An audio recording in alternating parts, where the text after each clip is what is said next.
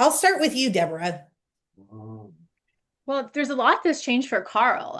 He actually has a new guest host on his podcast that's an AI avatar, so we could start right there. But what I've noticed is that there's a big shift in mind share. 12 months ago, a year ago, I had brands saying some of this is a gimmick. We don't know if we're going to invest yet. And those same brands are now saying we didn't invest early enough and now we need to pick a use case. So what Mm, I'm hearing is that the brands who have been experimenting with AI use cases, you look at Yum Brands or Dine Brands doing AI assistants in their restaurants, they have so much experimentation now under their belt that they're able to identify top use cases more quickly and with more frugality. So the name of the game this year has been all about frugal innovation for my customers. Nobody has enormous budgets, but everybody has enormous mandates. And the brands that were willing to jump in early now have enough data on what's working and what's not working, what's a use case to solve for, what AI use cases give them the best data to then go solve other use cases. And those folks are ending up ahead. So, what I'd say is we're now at the part of the pool party where everybody's swimming, and those who have not jumped in are ready to go. How about you, Well, I Carl? like that. I like that analog. Yes, although they might be in the kids' pool. That's the challenge. We encourage them to jump in on the deep end. Yeah. I think that's well said, Deborah. Like there's a lot of curiosity out there. I think there's a lot of pressure on C-suites, whether it be from their boards, their shareholders, to be able to get into this thing around AI. But a lot of it, Melissa, is actually, hyperbole. And it's just stuff that actually, a lot of time when people talk about AI, they really are just talking about something to try and get some attention. So a lot of stuff out there is actually creating a lot of confusion. Mm, And this confusion has existed not just with AI, but with many of the different forms of technology that have been deployed in the restaurant industry in particular over the last 5 to 10 years. And so I think the challenge for a lot of folks out there is being able to try and delineate, if you will, between what is real transformative AI capabilities from an AI feature to a point solution. And I think the thing that I'm finding more often than not these days is the fact that people are starting to understand it from an architectural, a platform perspective, as opposed to a point solution perspective. And all four of us actually go to these conferences around the country. And I guarantee that 90% of those conference stands and exhibition stands will have AI somewhere listed on them. But the reality is that there aren't that many out there that are really looking at AI as a transformative force in the same way as e-commerce was to retail. I mean, that's really the precipice that we're on right now. And in many ways, yes, the curiosity is heightened, but I'm more frequently than ever, encouraging people to dream bigger. And I think that's why this conversation today is particularly exciting. I love that. Mike, you're one of the first I talked to in this industry that was talking about AI, not just from a performative idea of what there's a lot of there, like you said, Carl, a lot of people are saying it's fake, but you were really utilizing it. Mike, tell us a little bit about what you've seen over the last 12 months. Yeah, I think at heart I'm pretty practical. So the hype only takes you too far until you find an actual use case for it. Yeah. When you think about AI, there's traditional machine learning, and then there's more of these language models. And I think that for anybody who's been in data for any period of time, the machine learning side of AI has been under the hood for forever. If you had any business, being in this vertical. But what's really changed in the last year is the power of the language models that are getting much better than at explaining what the outcomes are. I think to Carl's point, what are the point solutions? I think that people are finding a thousand different point solutions, but they're finding it more within the language models, which can hallucinate. They find a practicality for it because it's going to give you an answer. But if the data behind it isn't correct and vetted and accurate, then it's going to it's going to make something up, right? And it's going to sound really, really smart. So it's really important to understand what the capabilities are of what you're interacting with, which is the language model, say, interface, and then what's the data behind it, because is the bar is getting much higher on as the use cases become more serious for each business. Um, the ability to be able to sort out, fact from fiction, is going to become that much more important. I know we're going to talk about that a little bit later. And I think that's the part that a lot of people are challenged with is what is real and what's not. What do I believe? What is the right? And Deborah, you mentioned in a comment that the most common question you get when you're talking to people is, I don't even know where to start. Where do I start with AI? And I think that's probably taking some steps back.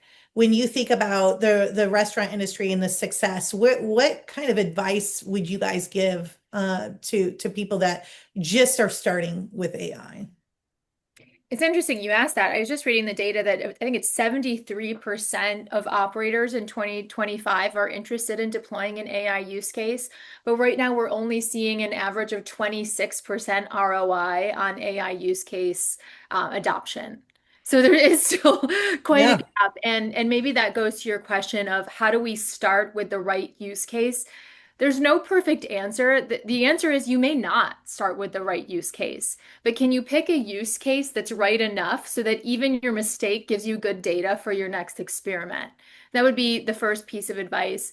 And the second would be really what's the problem you're trying to solve? Where could you use more talent? AI is simply talent. It's efficiency. It's taking off some of that undifferentiated heavy lifting that we don't think hospitality brands should be spending so much time on when there's so much more of a unique human touch involved in our business that we could be investing human resources in.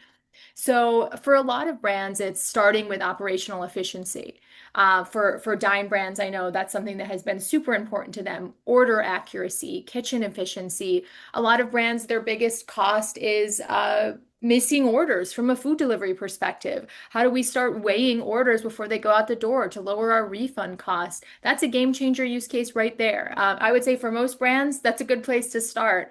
But for other brands, I think Carl was just talking about Golden Corral the other week on your podcast. That's a really good use case for how do we write new marketing copy to appeal to a younger generation that may not know of our brand but needs to be reintroduced to Golden Corral favorites on TikTok or maybe in a new format. So, who's the talent that you need? Do you need a new marketer to write you quippy TikTok copy and create you viral videos? Or do you need a scale in the back of your restaurant to help weigh delivery orders before they go out to production?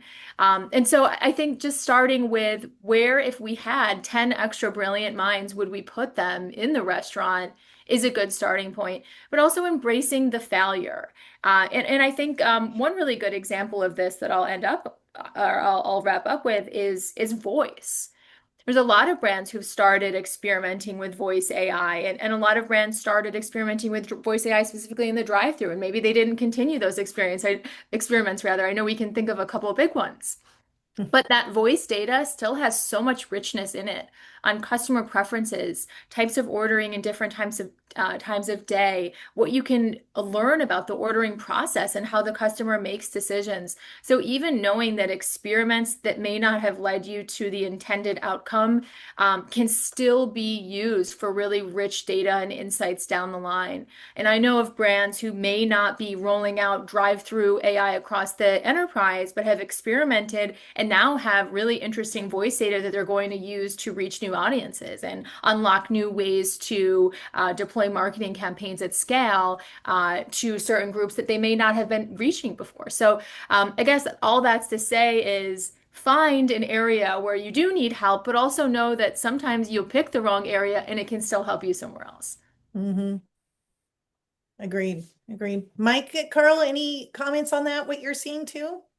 Yeah, I Where you loved what start with Deborah it? was saying about embracing the failure, right? Because that's Yes. what learning models are. It's you have to figure out how to push the limits.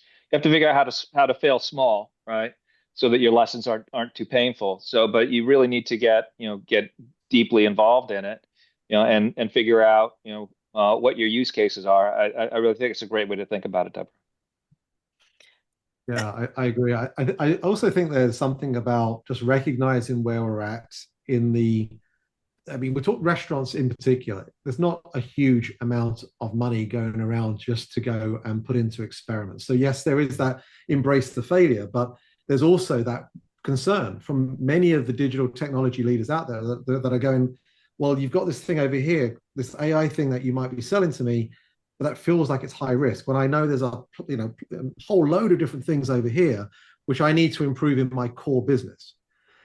And a lot of folks, and I really like that framing at Deborah on the way to think about what you'll do with additional people. A lot of people look at AI, generative AI, I should say, just to your point about machine learning, Michael. When you think about generative AI, people think, oh, I can be more productive. I can be more efficient now. I can code faster. I can do all these activities in a far better way than I was able to just a year or so ago. And that's great, and that's all good, but that's table stakes. The reality is that you need to change the conversation from what can I do with 5 less people to what can I do with 100 more people. And it's amazing how much you can open people's minds to the art of the possible when saying, if I had an extra 100 people in my marketing team right now, where would I put them? If I had 100 more people helping me grow my franchise business right now, where would I put them? That opens up almost new avenues of thought, because then it turns the attention away from just cost efficiencies. And I invite anyone on the call listening to think about any digital transformation over the last 30, 40, 50 years. And more often than not, transformation and budget, more pertinently, especially given the fact that a lot of AI budget is discretionary spend most of the time, a lot of budget gets placed to things that affect the top line, not necessarily the cost line. They're all important. But actually, if you really want an investment, a major shift in the way in which you're going to deploy AI into your business, start to affect in the first 12 months things and use cases that can adjust the opportunity around traffic, volume, basket size. Mm-hmm. That's a really great point. And Carl, I am really interested in your perspective on this too, because we just talked about the digital transformation. Deborah, you mentioned ops efficiencies. Carl, you just had dinner with a group of CTOs who were just so excited about the momentum and the change. And I see a lot of companies, it's being driven in that CTO world. But does that excitement from those CTOs translate into other roles in the C-suite right now? Or are we just looking at this as hey, this belongs in the technology department. I don't know how to utilize it. And if we're seeing that, can you give us some examples of like what areas are you seeing that people are really excited about, in what areas in our industry? Yeah, well, I think everyone is getting excited and intrigued about it in their own little way. You speak to anyone these days, their kids are talking about it, and it doesn't matter which discipline or department they're in. I think the dinner you're referring to I had was a couple of weeks back, and I was taken aback a little bit by the amount of talk that was happening around just the efficiency aspect of AI. And don't get me wrong, there's a whole bunch of efficiency and productivity you can get from it. But if you approach the potential through your departmental lens, you're not necessarily going to be able to unearth the true opportunity that's afforded through approaching it in a more holistic, interdependent fashion. Michael and I often talk about this. I put it in the last chapter of my second book, The Path to Digital Maturity. But the reality is the average restaurant tech stack has between 15 and 25 different pieces of technology. And yes, there'll be APIs, but they're binary APIs in the most part, talking to one platform to another. But until we start to find a world which can actually create that holistic interdependent capability, where you're tying data threads together, where you're removing the data silos, those types of things are then going to unlock new capabilities. And when you can do that, when you can unlock the data silos in marketing and connect how that potentially affects the business development team in the franchising department, those data silos coming together can enrich decision making in a way that perhaps isn't really being thought about right now. So a lot of the use cases that folks are talking about these days largely are being driven by particular visionaries, ones that see the future, ones that see particular challenges. So it doesn't surprise me in the slightest that we see a lot happening in voice AI and the drive-through. Why? Because we know the efforts that every big QSR chain goes through these days to be able to find a second of productivity in that drive-through. They've been working on Kaizen and lean processes for years around it, and they celebrate it when they get to the top of the rankings. So if voice AI can help in that regard, that's fantastic. But again, I think Deborah mentioned this earlier, the data that you get from that is also giving you a lens into the way in which your customer is exploring your menu, is reacting to the way in which you engage. Imagine, for example, if you had a data point for every single customer engagement with someone at the cashier station, and every single question that was ever coming their way, or the way in which the eyes were moving towards certain menu board items.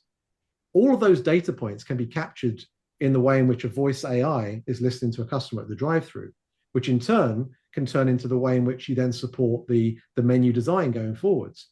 The reality that certain customers, if they've identified through some loyalty profile, can be attributed to certain menu items or demographics. So all of these data points ultimately can then drive better decision-making. But notice that decision-making and all those examples I've just used there don't relate to any one particular department. They affect every single element of the restaurant. And so back to the top of your question, Melissa, this is not a CTO challenge. This is a total opportunity across the board. And that might need to be spearheaded by someone in some form of transformation role, but it's something that every C-suite across every department needs to take seriously. Yeah, I think that's really important, Colin. You touched on the infrastructure difference. I talked to some CTOs about how they're storing their data, and they just invested in a traditional data warehouse, and some don't quite get the point that that's not sufficient anymore, right? That's necessary. You still need to have that structured data warehouse, but now you also need to make sure that you've got your unstructured data repository where you can have all of your text and all, and that the two are working together, right? And that's where we use AWS as one of our great partners, because you need to be able to take the structured and the unstructured data, and then you need to be able to layer these technologies over it to get any insight out of it, right? If you've got, it doesn't matter that you've got a dozen different dashboards, from a dozen different vendors, if they don't all funnel into one place to be able to be commingled, to come up with that more holistic answer to all of your business problems. Mm. So let's talk about data. Carl, you said, I love this quote. You said this in one of your podcasts: when you have bad data meet good AI in a fight, the data always wins. We also know that 85% of Gen AI products fail. We know that bad data is a huge culprit of that, and it is such a struggle. So let's talk about data integrity. How important is good data to build the right models? I'd love to hear from all three of you on this and what you're seeing here. I think there's so many different angles we could take to answer your question. Obviously, the infrastructure piece comes to my mind from AWS, and Mike, thanks for the shout out.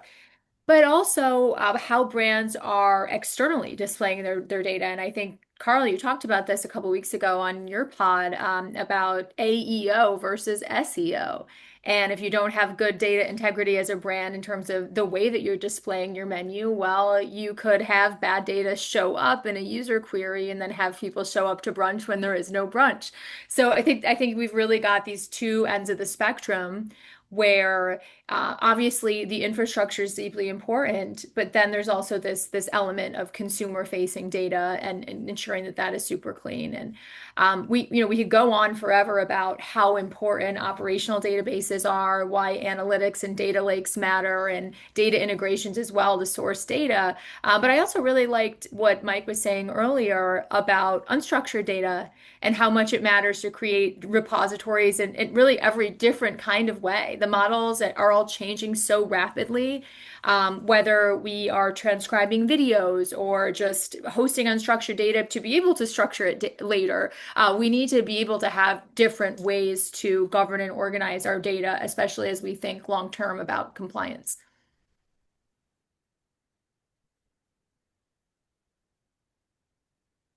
Yeah, Mike, I think. yeah, go ahead, Carl. Yeah. Yeah, I think the piece is really important here, just to recognize that before you start to dream big too far, on AI capabilities, you've got to take a good hard look at where you are from a data perspective. At Invisible, we've got this platform called Neuron, which is all about data platforming. And for our perspective, that is absolutely the bare essentials to really get the best from being able to bring a medallion architecture to the way in which data is being managed. So the data ingestion, the data cleaning, through to the point where you can derive insights from it. That type of approach is something that we're finding is really resonating with our prospects, with our clients. And if you bring that type of approach to the table, you're also bringing something which is really important in the space as well, and that's trust. Because people, if you don't have trust in the data and you don't have trust with the partners that can treat your data appropriately, you're ultimately going to get to bad results. And I've been talking about this for years, that there's plenty of people over promising and under delivering out there, and most of the time it's because they've underestimated the size of the challenge when it comes to data integrity.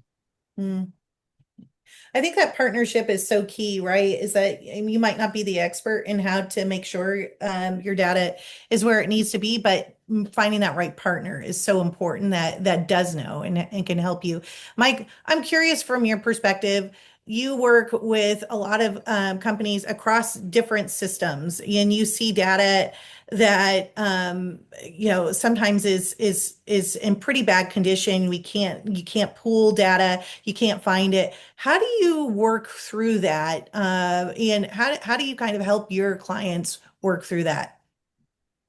Yeah, you're right, Melissa. It's a very broad spectrum, and Yeah. what we tried to do is set things up so that regardless of what state your data is in now, there is some way that we can help you make a better decision on something, either with external data or while we're ramping up their internal data to become cleaner and more usable. As you know, we do a lot of price optimization work. And one of the reasons why that's sort of the tip of the spear for us is in order if you get pricing wrong, then can be really severe consequences. If you get it right, it can be very profitable. So it's a very high value question. And to do it right, you need to take in not just point of sale data, but also competitive information, customer satisfaction data, and so forth. So you're already pulling in all of these external and internal data sources to solve a very high value question.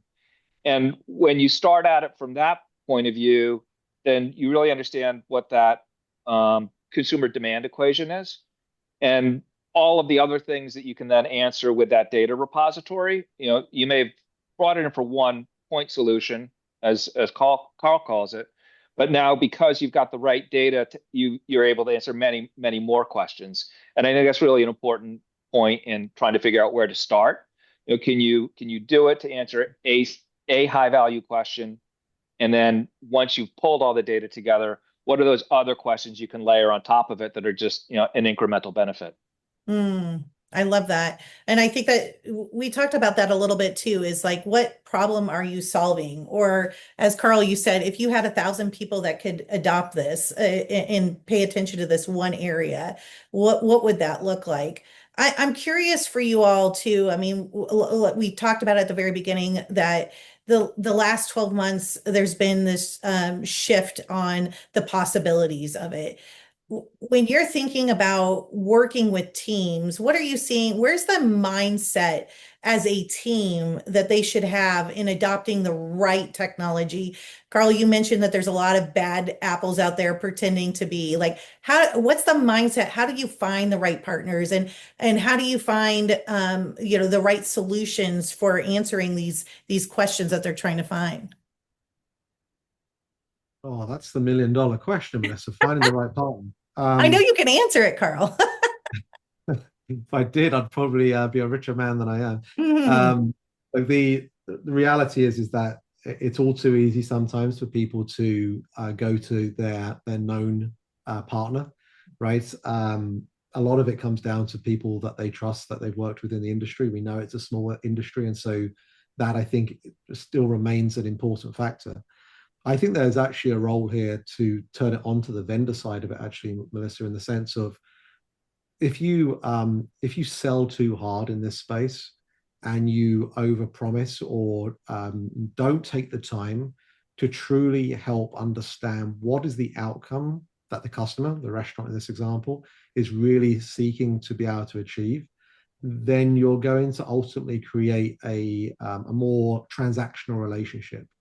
Again, with the idea of approaching AI from a platform perspective and the idea of, yes, trying to deploy AI at an iterative approach, but do it in a way that allows you to earn the trust, to prove credibility. The question for me is more about what is the thing that is going to be easy to measure, that's going to be easy to be able to see some level of impact, and then working alongside almost as a duo, and then sharing in that upside together wherever it makes sense to do so. I think a lot of the business models out there, which are, you're hearing a lot of commentary right now about the death of SaaS, for example. Mm-hmm. A lot of it is because there's a lot of these monthly fees. And once the monthly fee is in place, how do I know whether I'm getting the value? And I think you mentioned the 85% of Gen AI cases that have failed. One of the big reasons isn't just the data.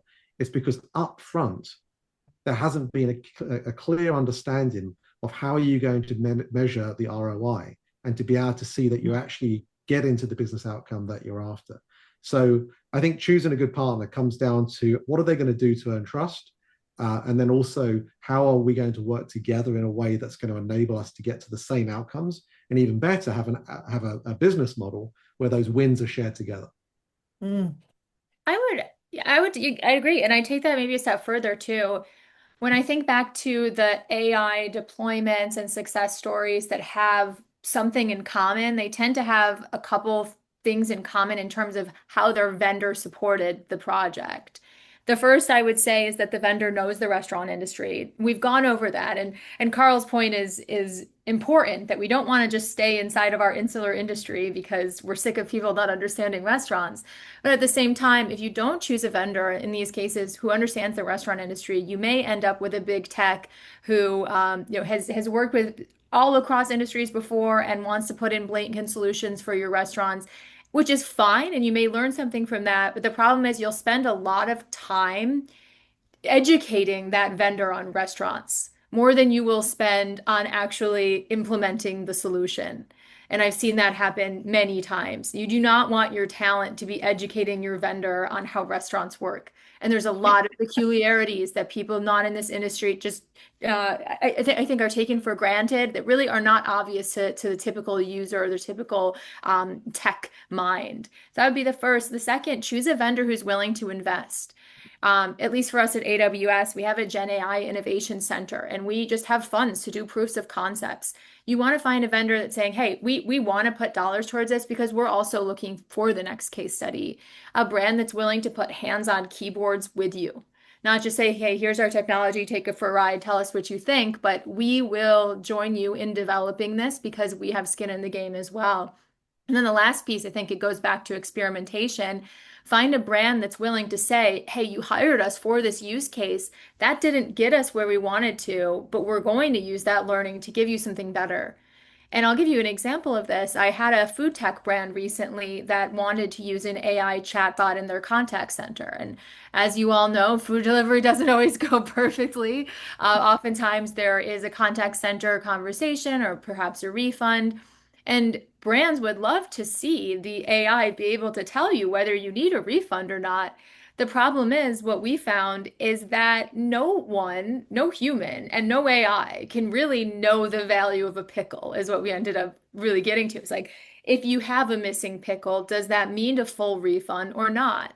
And the problem is there's just so many discrepancies in that type of order and what it means to the consumer and what it means for that experience. There's some human elements to this that's really not going to be a great investment in time to train the AI on. Okay, so let's use that learning and let's teach the AI on how to do the really basic calculations or the really basic refund stuff that we know is always a refund, and let's leave it at that. But that's a really good example of, you could have made a big mistake, but you went with a vendor who realized and coached you in a different direction before you gave yourself a costly refund bill and, really, really upset your customers with a lack of pickles. Pickles are expensive. They're worth a lot. We have a question from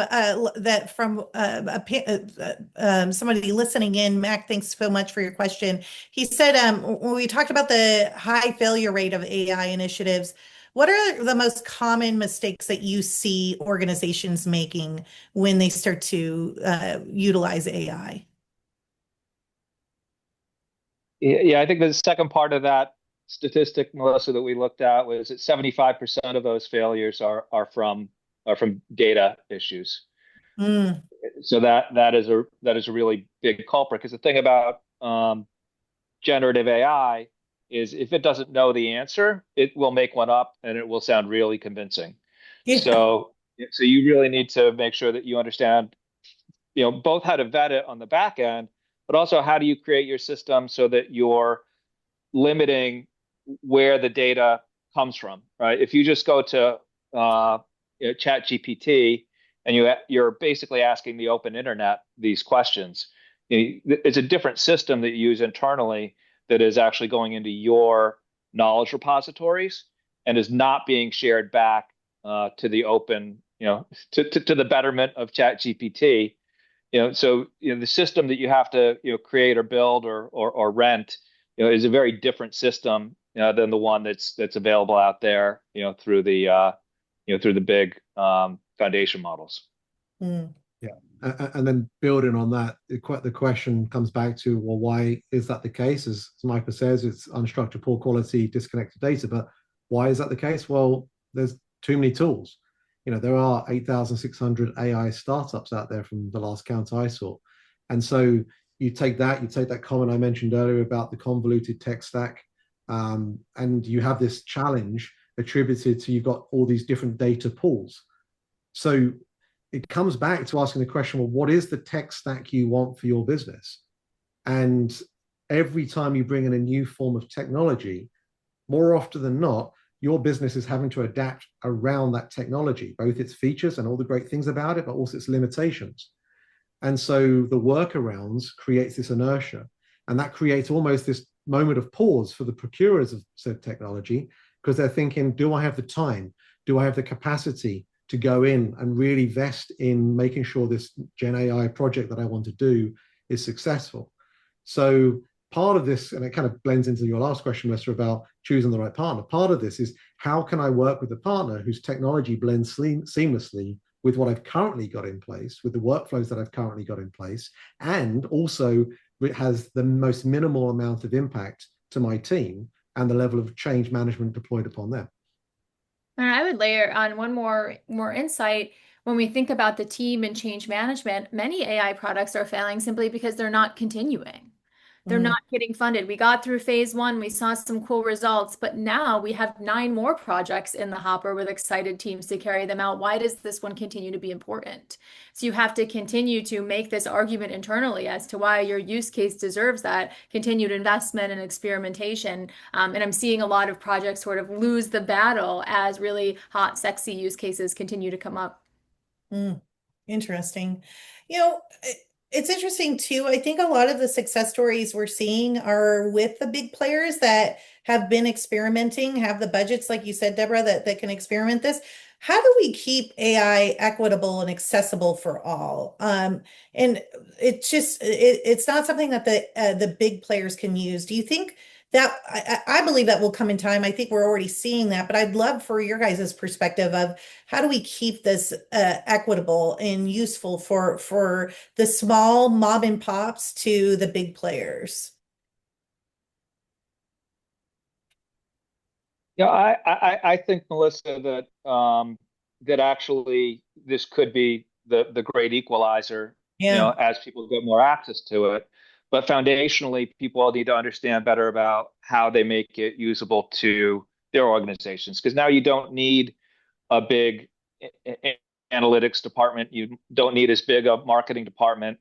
But what you do need to make sure of is that the data that's coming in is accurate, and you've got the right vetting processes and so forth. And if you've got that layer intact, and that's becoming more and more important every day, then all of these other use cases, from supporting your marketing department to supporting your vendor pricing to you name it, right? All of those things can be answered much more efficiently, um, but it is all dependent on that foundational data layer. Mm. Hmm. This is a question that, it's very much behind why we wrote the books and why we do the podcast, is helping out the little guy, Melissa, in many ways. As much as we love the big chains tuning in, it's about how do you do more with less. And you ask any independent operator out there, they're always stretched for time and resources. And as much as they would love to learn all the greatest tips and tricks of how to run each marketing development, any operations department as well as they possibly can, they're always playing catch up. So how do you do more with less? Well, you start to think about the areas where you perhaps have the biggest level of opportunity. I was talking to one of the biggest chains in the States just a few weeks back, and they were talking about marketing, promotions, and the idea of how can we do more A/B tests on certain promotions? And they do something like 5 per week right now, and they would love to be able to do 20. Well, for the independent out there, they might do, I don't know, 2 or 3 a year, right? But the same approach that is deployed for a big chain could be done for an independent. And so therefore, I'm in the capacity to a point where I want to be able to learn, how do I really utilize my relatively thin marketing dollars in the most optimal fashion? That capability is going to be available in the way that Mike is saying. The challenge is going to be, is are we going to democratize it in such a way that they get access to it? And I suspect what will happen is that we'll get a raft of small business consultants, AI experts, that are going to be able to help these independent restaurants to be able to develop these small models, if you will, to be able to help them deploy this and almost have a pick and choose of the agentic workflows that are going to help them be able to do that. That's probably the direction we're going to go, because again, it's very tempting to be able to go into ChatGPT, feed in a few little bits of information here and there and expect it to work. But folks, ChatGPT isn't a mathematician in the way you might hope it to be. Double check your sum, please. There are still problems out there when it comes to different language models, and that's not a cast against ChatGPT. It's all of them have their own challenges, and it all comes down to being able to work with the models in the appropriate way and refine them and super fine tune them in the appropriate ways to be able to get the right kind of outcomes. And that's where organizations out there that have that level of expertise, like us at Invisible, are trying to help people be able to build for that outcome. I love that. This kind of goes on with matches a little bit more of a question I just received as well, is if you, I'd love your perspective on this. If you are a CEO of a mid-market brand today, what's the first thing you would start with? Where would you implement AI that you think would make the biggest impact? I know that's a generic question, but it'd be interesting to hear from your perspective. Where would you start to action it right away? If you had the perfect data set too, let's pretend. So I would actually take that back a little bit, Melissa, Okay. and just say, like, where do you start to begin with, right? Even if you don't have the right data, I think I've heard organizations say, oh, we're afraid of it. There's security issues. I'm not touching it, right? So we're Yes. not letting anybody use it. Yeah. Well, that's the wrong answer, because they are going to use it, right? So that means that they're going to go to ChatGPT or Claude or whatever, and they're going to be uploading company documents, into their personal account that then gets shared, to the betterment of, ChatGPT or Claude. You need to start thinking about what your policy is going to be and what sort of enterprise tools you're going to use that you want people to use. Because if it's an enterprise grade, then you don't have the same security issues, right? Then you're using the tools differently, and it's not being backward propagated, back into the GPT land. So be realistic about the fact that, this is like in 2000 saying, oh yeah, my employees don't use the internet. Yes. No, they are using LLMs, and they are using it to make their jobs better. You just might not know about it yet. No AI on the floor. I think it's a cool think big question though as well, Melissa. And one easy place to start that I'm not sure enough people are trying is menu innovation. One thing that every brand that's growing has in common is great viral dishes and continuous pipeline of innovation. You look at Taco Bell's Cantina menu and beverage concept. You look at Chili's, Triple Dipper, all of these viral items. Even Red Lobster is doing great with, what is it, Crab Fest they have going on now. It's the idea, it's the viral item that is really getting customers in the door. And AI is really good at ideation. So even if it's not coming up with the idea, just using it as a sounding board. I'm planning my wedding right now, and AI just wrote me my custom cocktail menu. And why not, right? That's a really, really nice use case. Obviously, you'd need to ask it for ingredients that really perform well in a pressured tariff environment that you can source domestically. And you want to make sure that you can prompt your chatbot with the right types of elements you need for a viral dish, whether it's something that's operationally efficient or delivers well. You can add all that in there, but I wouldn't be surprised if more menu innovations actually end up coming from AI. I'm glad you're using it for your cocktail list and not your vows, because we've seen that too. Sometimes AI is not the thing to use. How about you, Carl? And Deborah, good luck for the wedding in a few weeks. We're all rooting for you. Yes. No, that's been something you've been planning for many, many months. So excited to hear about it. Um, I love all of that. I think that's all totally right. I think if we think about some of the challenges that exist in our industry in general, I love to bring this back to the people. We haven't touched on this one yet today, in the sense that everyone thinks about what is this going to do to people in this space. And I think there's a lot of scaremongering that happens. And of course, there's going to be productivity, jobs will change. We know things like that will happen. But I think when you look at the best restaurants and think of your own, whatever that favorite restaurant is of yours, typically it's a restaurant where you get to see the management, you get to see a happy, productive working team. The food's good, of course, but the experience is helped because of the vibe created by the people within it.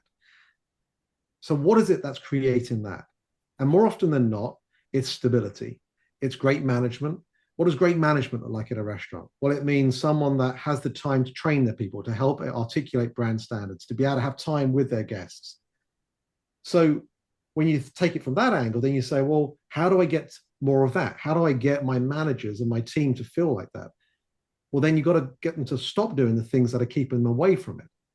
And I often frame this in the way of, how do we get the manager outside of the office, right? The more time the manager is in the office or doing labor schedules or dealing with certain administrative duties, the less time they've got spending in this regard. And Deborah shared with me all this great stuff around the concept of smart GM that I think was shared at RLC this year. And this whole idea of a smart GM being fed with information through the course of the day, real time, about things that can be anticipated, because the AI is anticipating the needs that a GM today, the best GMs, only achieve because they've either got tenure and experience and they've got that hustle to spot, analyze, smell, hear, see the challenges that they have to react to. If we can get to an environment where AI is helping every GM to be able to do things like that, we're going to get them to create a better working environment for our teams, which is going to hopefully address the dreadful turnover issue that we have in this space, as well as create a better experience for our guests, which is only then going to turn into greater levels of traffic, higher basket sizes, and a better, more successful industry. That's the type of thing that I think we should get excited about when it comes to AI in this space. Mm-hmm. I couldn't agree more. And I love what you said is the AI sort of taking care of the GM, which then in turn allows the GM to better take care of their people, which then in turn allows the people to better take care of the guests. And that's really what you're working backwards from at the end of the day.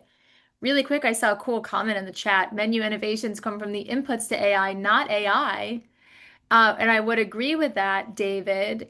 And I would say that one thing that I'm seeing both operators and franchisees get a little bit confused about is prompting, and how long prompts should be, and really how to use conversational AI versus how you would use, say, drive-through AI. At AWS, we often have teams that create, say, restaurant chatbots or drive-through AI chatbots. And in those cases, you often want prompts to be really short so that you can get immediate responses for guests. But when you're talking about conversational AI and you're trying to get to that new viral menu item, it's exactly right, David. You want to actually just give it a giant input because you're not worried about latency at the drive-through when you're sitting and talking to ChatGPT about, what's possible in terms of the next Chili's cheese pull mozzarella stick viral menu item.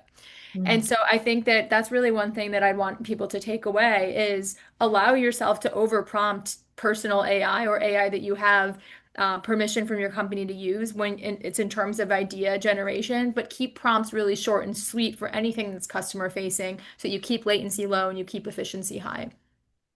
That's really great, Deborah. I love that. Mike, did you want to say something about that?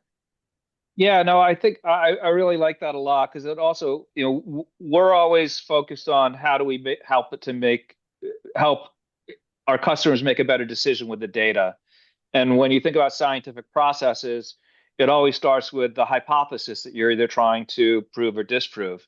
And I think that what we're finding with these LLM models is you start to learn how to ask a better question, right? Because it'll give you lots of answers, but depending on how you ask the question and what question you're asking, that's going to get you much closer to actually, coming up with a solution that you need. So I think that all of this whole process, even though there's issues with inaccuracies, you can get a much more accurate answer if you're much better at asking the right question. Yeah, I agree. It's interesting going into what you just talked about, Deborah. I think that's so key. And Carl, you talked about the people side of this. It's funny, I hear a lot of people talking about AI being a solution for cost cutting. We're hearing that all over the place. Like corporate jobs are being cut. When we talk about drive-through AI, it's like, oh, we can deal with less staff. I also want to take a time on that is like, that's also when you're able to do an upsell every single time somebody goes through the drive-through. Is that a revenue stream instead of thinking of it as a cost cutter, which it can be, or we're getting rid of people? The maximum. What is the revenue drivers that can come through AI? I'd love your input on this. Where are you seeing revenue really being driven by utilizing AI? We talked about a little bit with menu innovation and pricing. Are there other areas? There's a really cool story that relates to what you just mentioned, Melissa, about upsell and the drive-through. When you think of even bacon as an upsell, bacon being a really nice, cost-effective upsell that's very margin friendly and an easy momentary decision. Bacon itself is a multi-million dollar opportunity for many large franchisees. So just solving bacon can be a game changer. And I love the way that you asked that. I think you're hungry. It's bacon and pickles you've talked about. I think it's lunchtime. I know your last call, you guys talked a lot about avocados. I was trying to drive that into the call too. That's a great upsell as well. Avocados. Although we're getting in an avocado shortage, I believe. So we have to watch out. Mike, you're the king of upsells or maximizing menu pricing too. Yeah, no, I'm just thinking about pickles and bacon. I mean, I could make a menu out of that. I think there's lots of ways we could do that. So, a couple more questions. We're getting towards the end here, and I want to make sure we get this. Is that question around technologies that are table stakes now versus what's emerging and what to watch out for? What are you seeing that's like, hey, you've got to have it now, but I'm really excited about what's coming out? Carl, you want to take a stab at that?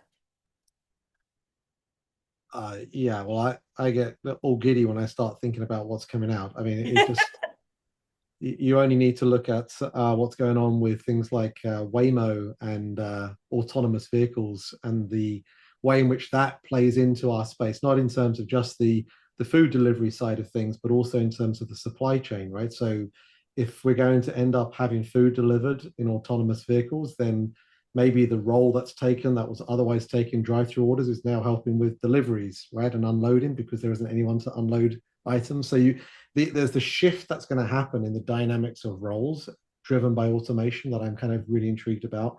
That's probably going to be something I think we're going to see in the kind of 3 to 5 year mark. Ultimately, I think really what this comes down to is making better decisions, right? So all of these capabilities that we're touching on are about making better decisions, whether it be the manager, the team member, the customer, the marketeer, the partners that you're working with. All of them are hopefully going to be able to make better decisions by being able to have a better grasp on what's going on inside of their business. What we don't want to create is this entire data ocean where we're drowning in data. So piece here is very much about coming back to being able to ask, what are the right questions? What are the decisions we need to make better? Where, if I could have 1,000 people analyzing these different data points, can I make a better decision? And if you get answering those types of questions, then you're going to be able to navigate towards the right types of solutions, the right types of platforms out there that are going to help you be able to ultimately make better decisions for your restaurant group. Deborah, Mike? Yeah, I think along those same lines, it's the word that everybody's going to be sick to death of before the end of this year is agentic AI, and this is really important because I think some of the early use cases people are seeing is I can ask a question and then it gives me a delivery, right? So it's actually attached to an action. But it's much bigger because it's the full value chain of AI, because you're basically microtasking, right? So whether you've got it to help you clean the data or make a decision or validate whether proofread your paper or validate what's true from false. All of these little microtasks, the smaller the task, the easier it is to actually make sure that it's correct and valid and doing what it's supposed to do. And what's going to end up happening is that all of these microtasks are going to be strung together as a system of agents. And when you start building it in a modular way like that, what it's going to be able to do for every position, every task, every decision, in a restaurant or an organization is really going to change the utility of AI from sometimes novelty to actually, completing tasks and bringing things through to that last mile. I'd end off with saying, instead of recommending a specific area for a restaurant to invest in, what do you need now and what's next? I would recommend maybe a decision-making process around how to get at your next best use case and how to set up your team and create a culture of innovation. The best teams that I see have operations, tech, and marketing joined at the hip. Tech knows exactly what marketing wants to do, and marketing actually knows the tech barriers or the data silos that need to be broken down in order for that customer analysis to happen, or for that sentiment analysis to happen that they want to see. And so that's where Bite by Yum is very much a tech and marketing joint brainchild. So that the organizations I see doing really well have completely democratized AI. And everyone has a seat at the table and the voice, and everyone is learning what the limitations and what the openings are in terms of the tech to make some of these big ideas happen. I love that. One other question about AI: where should we not use AI? What are the areas where it's dangerous? Sometimes you hear that, and there's this fear of AI that it's going to take over. The robots are taking over. Where should we not use AI? Allergies. So there's I think, Carl, you talked about this on your podcast a couple of weeks ago. Is it OpenTable that is directing all of their users towards the restaurant when you're asking about dietary restrictions and allergies, rather than taking on that liability? When we're talking about anything medical, for an AI to be able to hallucinate and really hurt somebody, that's an area that we need to be really careful. And I know there's great organizations out there combating that effort, but misinformation when it comes to dietary restriction is definitely nothing to be messed with. Carl, Mike, any other thoughts on that? Yeah, I think Carl mentioned it earlier about math.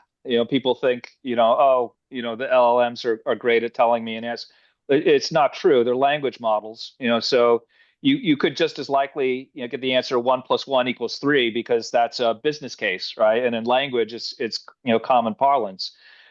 But if it recognizes that it's a calculation, it's actually invoking other tools to do the calculation, right? And that's part of agents. So you need to be really careful about if you are going to start analyzing spreadsheets or what have you. Well, what is that whole stack that's actually doing that analysis for you? Because you could come out with very, very incorrect information if you don't do it right. Great advice. Great advice. Okay, we have one last question, and I'm going to switch this up because I'm curious. You all are AI experts in my mind, and I think the audience's mind. Tell us how you're using AI in an innovative way personally that impacts your life so I can take notes.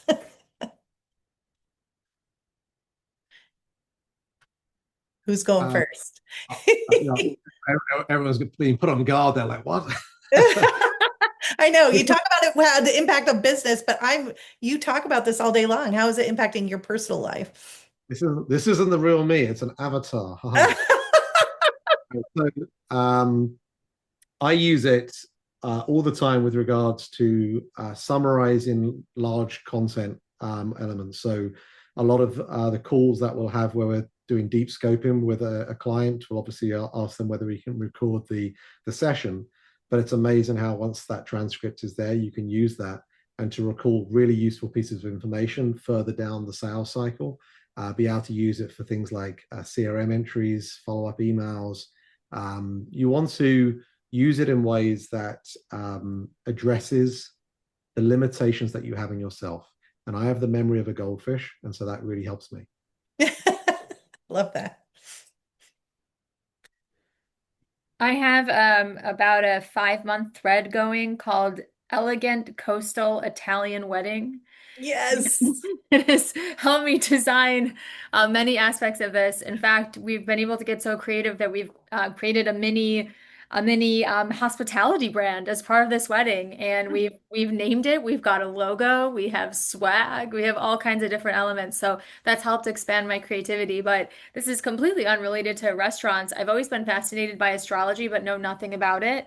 So I had my astrology chart done and just stuck it in AI along with some results of different personality tests like Myers-Briggs and different things I had taken online that I also don't know how to synthesize, and just asked, tell me who I am as a person. What are some blind spots I might have in my life? What are some ways I might view these situations differently? And you'd be surprised at some of the ways that it can really read into your life path.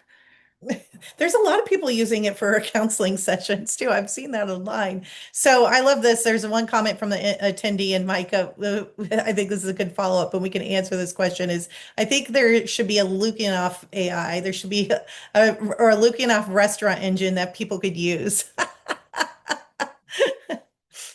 So I think And, that's and well, it's funny because I was just telling the team yesterday that we have to plan our own obsolescence. Embrace the technology so the job you're doing today can go away, so you move on to the next job. there you go. So, so yeah, if I can have an AI that repeats all the things that I say over and over and over again, yeah, that's a goal for sure. That's awesome. Well, I know that's all the time we have today. We're going to have to definitely do a follow-up. I definitely want to hear about this Italian wedding. We need to get updates on how AI made it the most epic wedding ever. Thank you, Deborah. Thank you, Carl. Thank you, Michael, so much. It is always an honor and opportunity to talk to you all for an hour and pick your brain. So we really appreciate it. We are going to have an additional SignalFlare session on September 16th. So please mark your calendars. And if there's any other conversations that you want to have around SignalFlare, feel free to look us up on LinkedIn, check the website, or you can always find Tammy. Everybody knows Tammy at SignalFlare.ai, who's our head of business development. Thank you so much. You guys all have a great day. Take care. Thank you so Thanks, much. everybody.